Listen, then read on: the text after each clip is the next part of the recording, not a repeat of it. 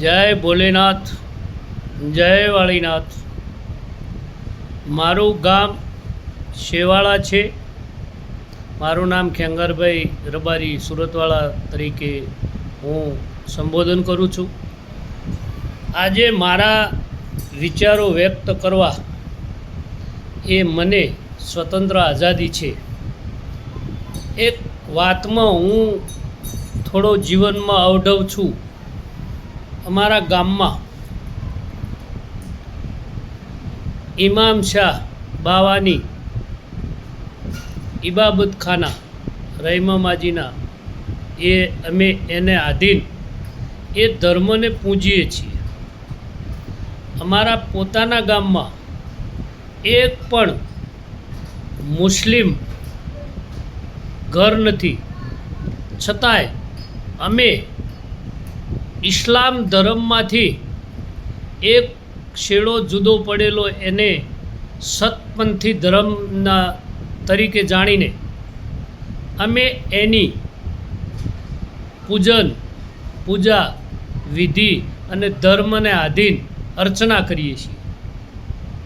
હવે મારો મન વિચાર એ અવઢવમાં એટલા માટે છે કે આ ધર્મ મૂળ અમારા ધર્મીઓ એ ઇસ્લામમાંથી જુદો પડેલો સતપંથી ધર્મ છે એવું એ લોકો કબૂલ કરે। ધર્મમાં કોઈ વાંધો નથી, ધર્મના આચાર વિચાર, એના જે પ્રસાદ, એના જે આહારની જે એની પદ્ધતિ છે એ બહુ સારી છે, એના વિચારો બહુ સારા છે। પણ જેટલા આ ધર્મમાં માને છે એ લોકો કલમા પઢે છે। હવે કલમા આવે ઇસ્લામમાં, એટલે ઇસ્લામમાં આવતા કલમા જે અમારા ઇબાબતખાનામાં મંદિરમાં, એને મંદિરની જગ્યાએ અમે મંદર બોલીએ છીએ દેશી ભાષામાં, એ મંદિરમાં ગવાતા કલમા એનું ગુજરાતી કોઈને આવડતું નથી। એ કલમામાં શું છે એ કોઈને ખબર નથી, છતાંય આપણે એક શ્રદ્ધાનો વિષય છે અને આપણી એક આચના છે, એટલે આપણે એમાં ધર્મના વિરોધી હું નથી। પણ આજની આપણી સંસ્કૃતિ જે હિન્દુ સંસ્કૃતિ છે એ સંસ્કૃતિનું અમુક જગ્યાએ આ લોકોએ એટલે અમારા ધર્મીઓએ એમાં ઇમામ શાહની પેઢીમાંથી જેટલા ગુરુજી આવ્યા એમને આપણા 12-10 અવતારમાં એમને જોઈન્ટ કર્યા છે। એમનો નિખાર કર્યો છે કે ફલાણા અવતાર એટલે ફલાણાએ લીધેલો। આ પણ એક ઉપસાઈ કાઢેલી વાત મારી તરફથી લાગે છે। હું કોઈને મારા ધર્મ વિશે, સતપંથી ધર્મ વિશે કોઈને આક્રોશ વ્યક્ત કરતો નથી। હું બહુ પ્રેમ ભાવથી, કારણ કે હું વ્યક્તિ દ્વેષ ભાવના વગરનો છું, મારામાં દ્વેષ ભાવના નહીં આવે, એટલે એ હું દ્વેષ ભાવનાની વાત નથી કરતો। પણ આપણી સંસ્કૃતિમાં ક્યારેક મને એવું લાગે છે કે આ લોકોએ ક્યાંક ચેડા કરીને અને ધર્મ પરિવર્તનમાં ફારફેર કરીને અને જરાક અમુક અવતારોના જે બંધ બેસતા ઠોકી બેસાડેલા, મને એવું લાગે છે કોઈ આપણા શાસ્ત્રમાં આવી વસ્તુ લખેલી નથી। બીજું, એમના કલમા એટલે કે અમારા ધર્મના કલમા કોણ બોલે છે એનો કોઈ લેખક પાછળ છે નહીં કે કોને લખ્યા। હા, ભજન લખ્યા છે અને ભજન સારા છે, તમે એમાં ઉતરો એટલે વસ્તુ સારી છે। દરેક ભજન, દરેક કથા, દરેક મહાભારત, દરેક રામાયણ એમાં લેખક હોય છે। તુલસીએ રામાયણ લખ્યું છે, એના પછી હજારો રામાયણ લખ્યા છે, હવની રીતિ એ જમાના પ્રમાણે। ફારફેર કરીને રામાયણ લખ્યા છે, પણ એના લેખક છે અમારા કલમાઓમાં કોઈ લેખક નથી. બીજી મને અવઢવમાં એ વસ્તુ પડે છે કે જો આ ઇસ્લામ ધર્મનો જ ફાટો હોય, અને છે જ, એનો શેડો ત્યાં મળે જ છે, અને એ કદાચ એમ કે આ ઇસ્લામ ધર્મ નથી, તો આપણે બધાય મોહરમ કેમ વાંચીએ છીએ? મોહરમ ક્યાંથી આવ્યા? મોહરમને આવે વધીને 1400 વર્ષ થયા છે. જો આપણે એ વચ્ચેથી ફાટીઓ પાડીને ધર્મ લીધો છે, એના પુરાવા આપણી પાસે એટલે છે કે સનાતન ધર્મના કોઈ તારીખ નથી, યુગોયુગથી ચાલ્યો આવે છે. આપણા શંકરાચાર્યને 2000 વર્ષ થઈ ગયા. જેને શંકરાચાર્યની પહેલાં શંકરાચાર્ય થઈ ગયા, એમને 4 પીઠો બનાવી, એને 2000 ઉપર વર્ષ થઈ ગયા અંદાજિત. હવે જો એને 2000 ઉપર વર્ષ થઈ ગયા હોય તો આપણા લીધેલા અવતારો, આપણા ઋષિઓ, એમને કેટલા વર્ષ થયા હશે? હું ઇસ્લામ ધર્મનો વિરોધી નથી, પણ મને એવું લાગે છે કે આપણી આવનારી પેઢી આના જે અમારા ભક્તો છે, ખાસ ભક્તો અમારા જે છે, હું મારા ગામ શેવાળા પૂરતી વાત કરું છું, હું બીજાઓથી બંધાણેલો નથી, પણ મારો જન્મ શેવાળાનો છે, એટલે હું કહું છું કે અમારા જે ખાસ વાલિયાના ભક્તો છે એ રાય આપણી આવનારી પેઢીને એવું પહેલાં સ્વીકારે કે હા, એક ઇસ્લામનો ફાટો છે. મને ધર્મ પાળવામાં કોઈ વાંધો નથી, મારા બાપા પાળતા હતા અને મારે પાળવાનો છે. હા, અત્યારે આ જમાનામાં કળિયુગમાં પણ અમારા હૈદર અલી બાવા જે કાળુપુર રહે છે, બાકરસાની પોળમાં, અમદાવાદ, પોતે સંસારી છે, બહુ સારા વ્યક્તિ, એમના ચરણમાં વારે ઘડીએ વંદન કરવાનો જીવ થાય એવા ગુરુ છે. હું એનો વિરોધ ક્યારેય નથી કરતો, પણ ગુરુજી અને અમારા બની બેઠેલા ભક્તો ચોખવટ કરે કે ભાઈ આ એક ઇસ્લામનો ફાટો છે. હા, અમારા ગામમાં ઇતિહાસ એવો છે, અમારા ગામમાં તો વધીને 150 વર્ષથી જ આ ધર્મ આવ્યો છે, અને એ અમારા કોઈ રોજિયા દાદા હતા, એ લાવેલા છે નવસારીથી દીવો, એ અમારી પાસે પુરાવા છે. એટલે અમારા ગામમાં તો 150 વર્ષની જ આ વાત છે, બહુ આગળ છે નહીં. પણ આપણી હિન્દુ સંસ્કૃતિને વધારેમાં વધારે જો ખંડિત કરી હોય તો મુસ્લિમ બાદશાહો કરી છે, મુસ્લિમ જાતિને કરી છે.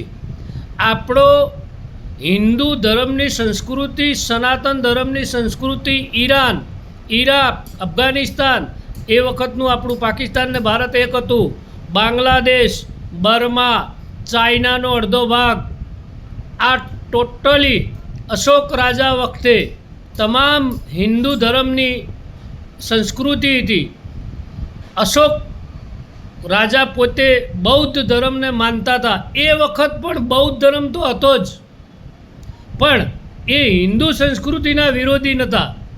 તમે આજે વર્ષોથી ઇતિહાસ જોજો તો આપણા જેટલા મંદિર તૂટ્યા છે, લૂંટ્યા છે, એ ટોટલી મુસ્લિમ બાદશાહો હતા. એટલે કટ્ટર હિન્દુ સંસ્કૃતિના કટ્ટર કોઈ દુશ્મન હોય તો એ મુસ્લિમ પ્રજા છે, મુસ્લિમ બાદશાહ છે. હું ચેલેન્જ મારીને કહું છું કે આવી ભાવનાવાળી વૃત્તિવાળો જે ધર્મ હોય એ ધર્મ ક્યારેય તમને શાંતિ અપાવી શકે નહીં. હવે રહી વાત મારા ગામના ભક્તોની, જે મારા ગામના ભક્તો છે એમાં અમારા જે સતપંથી ધર્મના જે નિયમો લખ્યા છે એ નિયમોમાં પ્રસાદ સિવાયના બીજા કોઈ નિયમ એ લોકો પાળતા નથી. બહુ સારા નિયમો છે, એ લોકો જેટલા નિયમ છે એના વિરુદ્ધનું જ કામ કરે છે. ઓનલી ફોર પ્રસાદવાળા જ એક ધર્મ સાચવી રહ્યા છે. હવે એમાંય મારું મન બેસતું નથી. હું મારી વેદના વ્યક્ત કરું છું એટલા માટે કે આપણે આપણી આવનારી પેઢીને ક્યાં લઈ જઈએ છીએ. હા, તમે સ્વીકારી લો કે આ ભાઈ ઇસ્લામ ધર્મનો શેડો છે, એટલે આપણે આપણા ગુરુ આપણા વંશજમાં મળેલા છે ને આપણે પૂજવાના, અને આપણે જે થતું હોય એ જે દાન પુણ્ય આપણાથી જે થતું હોય એ ધર્મના કામમાં કરવાનું, એનો કોઈ વિરોધ કરવાનો નહીં. હા, વારે ઘડીએ હૈદર અલી ગુરુના ચરણમાં હું નમન કરું છું. બહુ મને મારા પ્રભાવ પ્રમાણે મારા વિચારો પ્રમાણે સારા ગુરુ છે, એનાથી મને કોઈ વિરોધ નથી. એમનો કોઈ હજી સુધી મેં એવો શબ્દ હિન્દુ વિરોધી સાંભળ્યો નથી, એટલે હું કહું છું. બીજું, ગુરુને કોઈ દિવસ જાતિનો હોય, હું જાતિનો કોઈ વિરોધી જ નથી. ગુરુ મુસ્લિમે હોય, ગુરુ હરિજને હોય, ગુરુ દરબારે હોય, ગુરુ માલધારી હોય, એનાથી ગુરુના કોઈ દૂતને મારે કોઈ એનો એ બદનામ કરવાનો કે એના વિરોધી હું છું જ નહીં.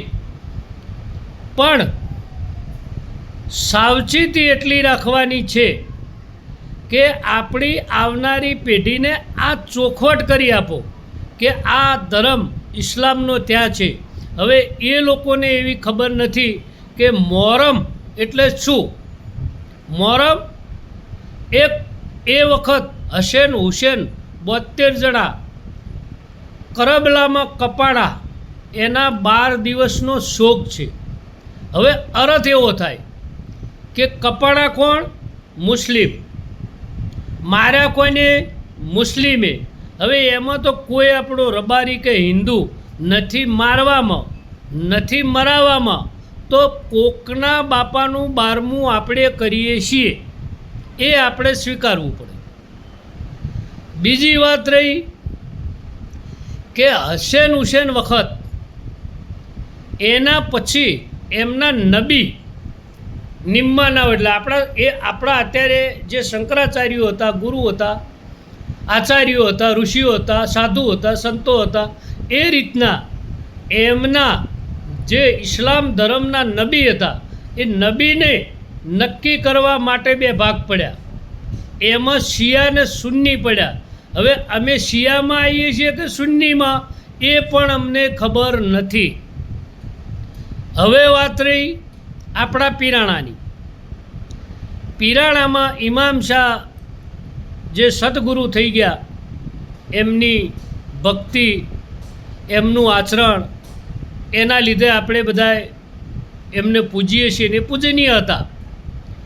હવે ઇમામ શાહની જે મિલકત છે એમાં પણ 3 ભાગલા પડે, એ તમારા મનની શાંતિ માટે છે જ નહીં. તમે તમારા ભાગલા માટે એ લોકોની જે ભૂમિ છે એને તમે વાપરવા માટે, એની જમીન ખેડી ખાવા માટે અને ભાગલા પાડીને પૂજો, એ આપણા મનની શાંતિ માટે કે ઉગરવાની શાંતિ માટેનો કોઈ રસ્તો મને લાગતો નથી. મારા વિચારો એક બીજા બી વ્યક્ત કરું છું કે આ લોકો એટલે અમારા ધર્મી, હું એમાં આવી ગયો. નરકને ડોજક કે અને સરગને એ લોકો સ્વર્ગ નહીં, કંઈક બીજું કહે છે, મને યાદ બહુ નથી, હું કહી દઈશ હમણાં. હવે એમાંય કોઈ એવો પુરાવો નથી કે ફલાણા ગુરુએ આને સ્વર્ગમાં લઈ ગયા. હા, આપણામાં 4 યુગના પુરાવા છે કે કોઈને 5 કરોડ તાર્યા, કોઈને 7 કરોડ તાર્યા, કોઈને 9 કરોડ તાર્યા, કોઈને 12 કરોડ તાર્યા, એના આપણામાં ભજન છે. હવે એ જ ભજનમાં આ લોકોએ અંદર ગોઠવીને એમના જે વંશજમાંથી ગુરુઓ થઈ ગયા ને એમને જોડી દીધા છે કે ફલાણા પહેલાદ બન્યા, ફલાણા રાજા હરિચંદ્ર બન્યા, ફલાણા આ અવતાર લીધો.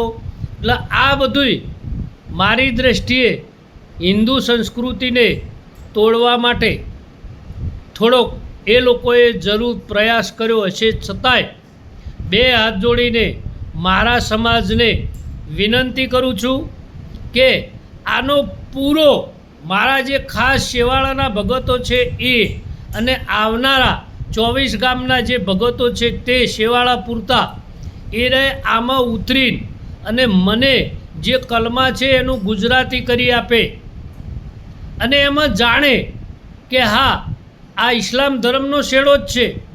આપણને એના આચરણથી કોઈ વાંધો નથી, આચરણ રાખવાનું જ છે, આપણે આપણો ભક્તિભાવ કરવાનો જ છે, આપણે શેવાળાના મંદિરમાં પૂજા કરવાની જ છે અને આપણે જે આનંદ મળે છે એ લેવાનો જ છે.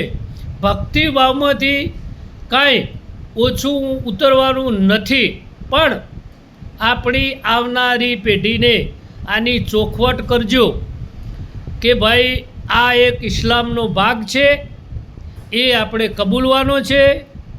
આપણા ઈષ્ટદેવો જે હતા એના પછીનો અવતાર છે, જે મહમ્મદ પૈગંબર સાહેબ થઈ ગયા, એમના નબી, પહેલાં નબી કે જેને અલ્લાહના દર્શન કરાવે એવા એ રહે આપણા પછી બન્યા છે. આવા પુરાવા આપણી પેઢીને આપો અને સત્ય બોલો, કારણ કે આપણા ધર્મનું નામ જ સતપંથી છે અને જો સતપંથી આવું જુઠ્ઠાણું ચલાવશે તો એ ધર્મ લાંબો ટકશે નહીં અને આવનારી પેઢી વેરવિખેર થઈ જશે. હા, એને સાચી દ્રષ્ટિ આપો કે ભાઈ આમાં તમારું મન માને તો આવજો, તમને આ કલમામાં ગુજરાતી આવડતું હોય તો આવજો. નકર પેલું આપણા કવિએ એક ભજન ગાયેલું છે મીરાબાઈને કે મનડા માને તો ભક્તિ હોરજો રે, તમારા મનડા માને તો ભક્તિ હોરજો, એવું તમે ચેલેન્જ મારીને કહી શકો છો. બીજું કે તમામ આપણા જે ગાદીના ગુરુઓ છે એમાં રબારી, ભરવાડ, દરબાર, પટેલ એ ગુરુઓની ક્યારેય કોઈ કાપતી ન કરતા, એ ગુરુઓને એમના આચરણ પ્રમાણે જે કરતા હોય તે, પણ આપણી હિન્દુ સંસ્કૃતિને હજી પણ ટકાવી રાખવાવાળા છે.